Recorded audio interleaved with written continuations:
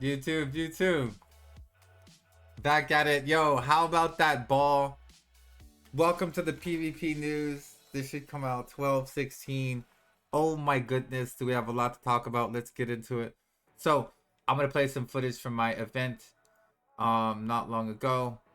You'll see CM Corruption over here. We got some King of the Hill in the background. Shout out to everyone that took part of my PvP event. I really appreciate you. Love y'all. Congratulations everyone that got prizes. Okay. So, the PvP support has been crazy. Not only did they support my event on the same night, fun plug, the Gunner was released. Holy shit. So on top of the Gunner, we got the tag changes, 450 mil total, so 1/10 the cost. Gunner's gonna be Ascension, has a revolver, shotgun, a rocket launcher. It's OP, it's really cute, and it's from Texas. What else do you need to know? It's clearly the best class. So season is gonna get a huge buff, kind of relevant to PvP in that you're gonna be able to like make a pin black star, i.e. a deck Tuvala, and you're gonna be able to make a Tet Kazarad out of another pin Tuvala, like accessories. So when you do like seasonal, you'll be able to essentially make these other big accessories too. It's pretty insane. So that's crazy. You also get 3,000 Capras, I believe. All that is pretty insane. Very good, very good. So that'll help you get a, I think you also get a pin black star, right? Which is insane now. So everyone else can essentially get your own one sovereign. For me, I'll be making my second sovereign with that. It's pretty crazy. But yeah, that is pretty crazy. Then they announced an entire life skill buff. But they're starting with what was it? Sailing. I definitely wrote this down, sorry. Sailing and training UIs, from what I noticed. The UIs were all crazy and they added a bunch of new features. Sailing looked like almost a rework, to be honest, to me. So the way sailors work entirely, that's for sure. You can have them fish and do all sorts of numerous functions for you. It was pretty crazy. So I meant to play this at a lower volume. Sorry, it was a little too high for the video. It's okay. If you couldn't hear me, Gunner's hot and good, life skill stuff, and season's huge. It makes you stronger than I am currently in the game. Omega Law. Okay, now let's get into the fun stuff. Hi, Lennon. Yeah, I said that in the YouTube video. I love Lennon. Okay, so anyways, yo, PvP rewards. Yo, PvP rewards going crazy in general. So we got okay, first of all, Wansu is based and we love him. He came out, this is Wansu. I'm coming to in the middle. Look. Wansu came out to us. He said, look, man, we made mistakes. Some of you PvPers made mistakes, but like, ain't nobody gonna apologize. And the game got messed up, but now we're gonna fix it. And here's what we're gonna do. And he's based, but like I respect that. Like we all respect it. We needed it. That's what we needed. And he explained what he's gonna do. He said, "We know you spend too much on consumables, all your deep seas and all your droughts. So we're gonna hook you up. Like dude, Wansu is what's up. And also, he's actually in a developer position, and he's actually worked on the game for quite some time, whereas everyone else looks like a straight suit. To be honest." You can't help but connect to Wansu when he talks about the game because you know he knows exactly what he's talking about. So on that note, him coming in talking about PvP was insane. So he brought all this up and he said everything, all rewards should be getting a huge buff, and he did mean all of them. Yeah, it was a base take. Yeah. So one thing to mention about Wansu, he did mention what he said. He said, make no mistake about it, PvP is the main focus of the end game of Black Desert Online. So they'll continue to add content, and that's where they understand that they made the mistake. That's an important distinction, and based on the content that they seem to be adding, it's very important. You'll see why. They've never said that before. Got to give credit when he's due. Glaze when glazing is needed. You know what I mean? Okay, so PvP RBF improvements, matchmaking setup. Basically, I think it's going to make all the more geared people who do better fight each other. That sounds great in smaller matches. That sounds like a great idea. They didn't mention the smaller matches, but I'm hoping. It's a little smaller than 60 and a tiny little horrible map, but you know, whatever. And that sounds great as long as the rewards should be quite a bit, right? To make up for all the elixirs, which is what he said. Guild League is going to have an A, B, and C team. I'm not entirely sure how I feel about this, but I love the work on Guild League. Um, Basically, you're going to have multiple teams, and your B team is going to fight other people's B team, etc., etc., and you will all contribute to the overall score. It was super, super surprised. And I agree. I'm going to put this. I love responding to the stuff. I agree, Raging. I was mega surprised to hear them admit they fumbled on the PvP end and they wanted to move forward. It was huge. It's huge for the game. But, yeah, Guild League having the extra teams is going to be really, really, really big for some guilds that are really big. Especially because you can have multiple teams fight each other if there is no other match. So it serves as a practice mode, by the way, for now, I notice. So it seems pretty nice. I know it doesn't seem to affect your score, but you get rewards from what I understand. So that's huge. Let's also mention that I definitely remembered to put this on repeat. Lol. Let's also mention they said AOS rewards. They have a new season they're going to implement, and it's going to even have save files. I don't know if it's going to have all the uncapped and all that other stuff they promised before, because hey, I was taking notes, 4 pages of them to be exact, while I was watching with y'all, and they did not mention that in the notes. They specifically didn't mention that in the notes. So they did say everything's going to be recorded. No observe mode for like the private games, which is weird, but it seems like the best they could come up with was this file that you could send each other. You can send each other your point of view. Really sick still. The fact that it's all gonna, every AOS match is auto-recorded to a file and you can send it. Because when someone's like, bro, you didn't grab me, that's bullshit. You can be like, I'm sending you the file right now. They're like, you'll love it for your montages and clips. Pretty funny feature. We love to see it. Any way you can rub it in your friend's face how awesome you are. Pretty good. Pretty good. Yeah, it's like the instant replay in a way, but it's like post. It's kind of, it reminds me, was it an Overwatch? Where you see like the highlight of the game almost, but you can actually go see the whole game. Really, really good features. Stuff like that is amazing. You absolutely love to see it. Gotta mention it. Yeah, no observe mode quite, even though that's what they say. I feel like that's what it spawned into. Now, I'm still not done with PvP. This is amazing, I know, right? You're going to notice a trend here. Wansu was talking for a long time, and most of everything he talked about was PvP oriented. Or new content in the game that was oriented with some sort of PvP. So, Conquest and Node Wars. They moved the caps up because they gave everyone better gear. Thank God, right? The old caps were garbage. They're going to make them 600 and 720 respectfully. I'm not sure what that really comes to. But I think that when everyone was around 720 gear score, when BR versus Cho, that was probably the best part of the game. I don't know if I still have Nuke in chat. He can attest to that. 720 gear score was a really good time. When everyone was like hard capped at 720, it was beautiful.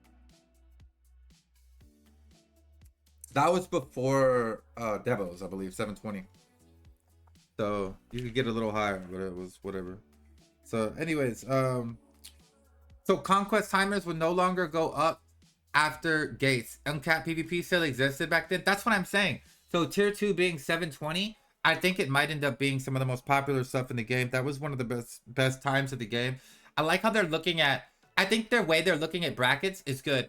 The way he says 600 and 720, to me that says they're looking at like the times when the average AP was the most fun. And that's why the first season of AOS was so fun, because it went all the way back to when the average AP was 253. That's when the game was like the most fun combo wise and technical, etc., etc. And AOS has been less fun since then because it has, your AP hasn't been 253, and there hasn't been like an appropriate number. So I feel it's very important that they did this. 600 and 700 could be very well if they choose the appropriate numbers. The conquest timers being only 2 hours will make castle sieges very interesting.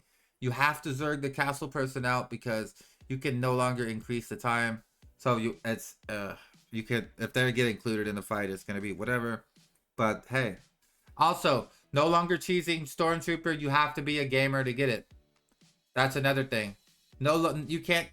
No 4 hours where everyone gets bored, and then while they're farming points, you just go kill some other guy 70 times. It's not gonna happen anymore because you won't have 2 hours to sit around and do it. You're not gonna get the freebies. I see you folks. I know you've been doing it. It's okay. I got a couple of freebies too. I'm a streamer. Hey, I admit it though. I admit it. I got a couple of free Stormtroopers. Well, only because I was like 65, 70 and they're handing them out, right? Omega Law. All right. So, let's be real. So, old school construction node wars? Dude, I'm on fire, boys. The PvP patch notes, dude. Dude, old school construction node wars, back to 2 hours. All right, I'm going to react mode. I feel listened to. I feel so listened to. I was going to scream this at the top of my lungs. It was the most fun I ever indeed. Wasn't it? Yo, thank you. Thank you for this. 2 hours again on Node Wars. It's gaming. 2 hours again on gaming. Node Wars. Old school construction. The new one will be a quote unquote hybrid. Let's be honest. They just need to take the old Node Wars system. Give us the rewards of the new Node Wars system. Make the building or some shit easier in some way. Because it's fucking cancer. I think they already did. Actually, it's actually really easy. From what I remember to build a base last time, you can just click a thing and draw it, fucking StarCraft style. But just give us the old thing with some better rewards for everybody. Participation trophy. God, it's great. Okay, so that's all huge. Basically saying we understand we're gonna fix all these things, and this is what we're fixing. And game breaking so far. But I'm not done. That's just the first page. Oof, I've got to go. That was enough to get me giga moist. Anyone else excited? That's right, listening. Fair enough, Ian. What's up, homie? So, there's more in this recap. You would think that the PvP stuff is done, but it's actually kind of not. So, they did mention a couple things that he specifically mentioned these things. He doesn't think resists are fair in PvP because of how hard it is to catch someone with all the gaps in super armors. So he's thinking about removing CC resist in PvP. W Wansu. W base. Love you, buddy. Why don't you do it now? Anyways, do it now. God, he's so fucking smart. Like immediately got us all bricked up. What else was he doing? Oh, class modifiers. My Guardian that takes 20% more damage just because she's a Guardian will now be listed as a shield with all the other class tanks. So if the suck Guardian class lead wants to make their class tanky, they'll have to be just as tanky as the Guardian. I love it. I love it. You won't be able, all shields will be weak and they'll get mad and have to balance it. It's a much better system than the specific classes being balanced. Guardians getting one clapped could potentially be the end. It could potentially be ended because everybody will have the same base values fighting each other. It will be very good. That's huge for PvP, believe it or not. People think that's a little thing, but just the fact that you do less damage to other people and then they take, or then they do more damage to you, that's insane. That's literally insane. Woof. A lot to talk about. So, they added a super horse. The super horse is going to eventually replace, or they're adding, the super horse is going to replace the Krogdalo Sanctuary and do every single horse. Yeah. And I think that's because of some of this other stuff they did. They did give out also a free T10. Congratulations, everybody like me who's never worked hard for one. You got one or your second one. Let's go. I'm getting my second one for free. Let's go. Hey, thank you, PA. All right. So, congrats on the free T10. And also, there's a pity system now for T10s. I believe it's 30. I'm not sure if T9s already had it, but they might add it to T9s as well, I'm guessing. So that's pretty good, 30. Holy moly. Also, you remember that from Dragon? Who remembers the Dragon then? Yeah, they actually added the Dragon. Or they're adding the Dragon. And the reason I know they're actually adding the Dragon is, well, they're giving out a free one for 2 weeks that we're going to try out in like a couple weeks. Leads me to believe that when, well, I don't want to give too much of a teaser, but they're giving out a free one. So the Siege Dragon is finally added. We'll talk about that other part later. The Siege Dragon's finally be added. Too late. I'm going to be honest.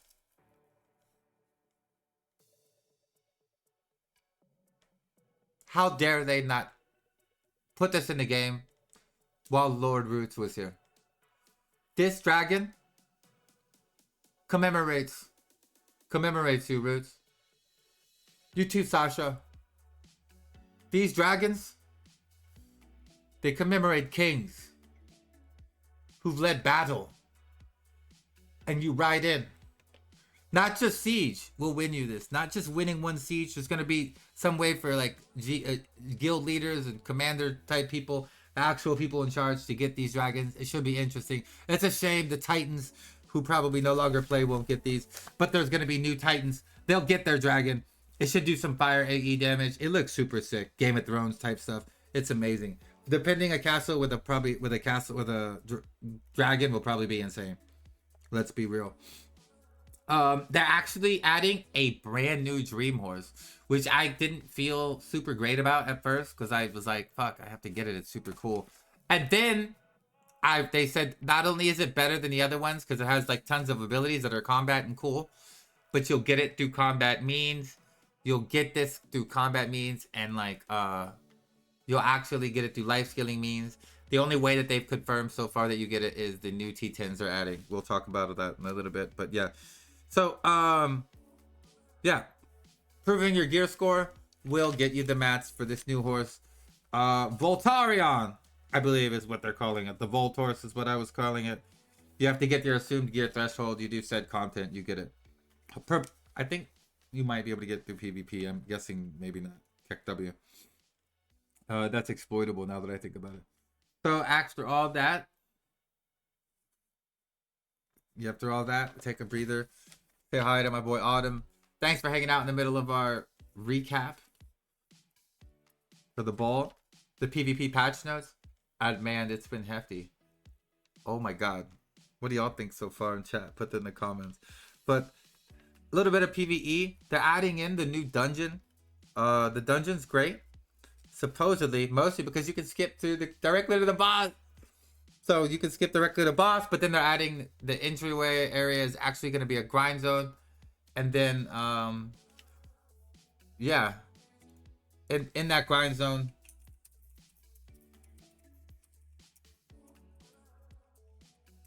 yeah, C8 to C10 is for Voltarion. Perfect.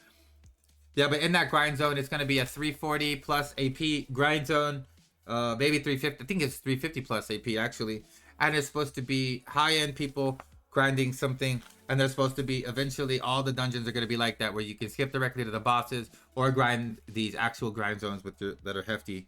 It's going to be very interesting. I think it's going to bring a better approach to the dungeons. Make them feel more like the dungeons of the open world that we are more accustomed to in some of these other games. I love EverQuest. I even kind of like the dungeons in Thrones and Liberty, but hey, it's one of the few things that I thought was really well done. Keck W. So, the new Pig Cave grind spot's been released. I thought that this was gonna be a meme, and the more I think about it, and the more it is, it's great. So it's got a cool mechanic where there's a piggy bank that pops out, which seemed lame to me at first, but you're gonna have a solo instance. And whoever does I think it's the instance better, because there's no way it would be the Pig King boss. But it's gonna be like whoever can clear your solo instance, like your Pig King instance, the best. It's gonna put you in like a leaderboard. So it's gonna be like PvE lords, like something the leaderboard for hard, right? Because listen up, if you're on the PvE leaderboards, when you do your instance, you'll get a bunch of fat loot coming out of the piggy bank. So it's going to be already worth doing in the first place, I imagine, but you're going to get extra badass rewards every time you do it when you're on the PvE leaderboards. That gives you a lot of incentive to kind of be the best at something and keep going. That's pretty cool, I thought. That's pretty interesting way to do that. What a great grind spot idea, because I mean, let's be real, it's something new. I did mention the Calamity 10 boss is coming out. It's my next note. Voltarion mats up to 10 from 8, I believe. So that's good. And yeah, I gotta get some water. Holy moly. Watching my event back is really great. I think this might be when Poogie killed everybody and we're picking the next person. Oh, Megalo. We're in between rounds.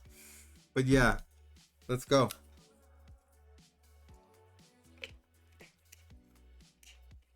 The amount of stuff I have to talk about is phenomenal. I have to take a water sip. Woof. The next thing is the new time travel stuff has been announced. That's why there's time travel stuff everywhere. 4 time travel areas have been announced. They're called Edania. Okay?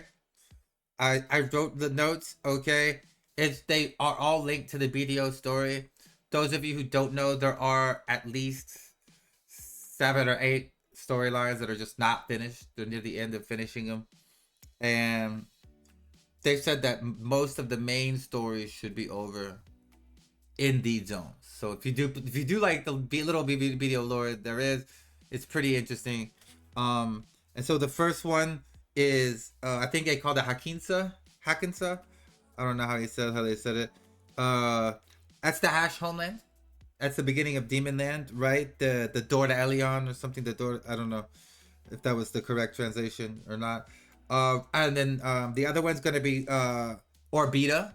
Orbita is gonna be where Enslar is, home of the Valkyrie queen, I guess, Valkyrie god. That's pretty fucking cool.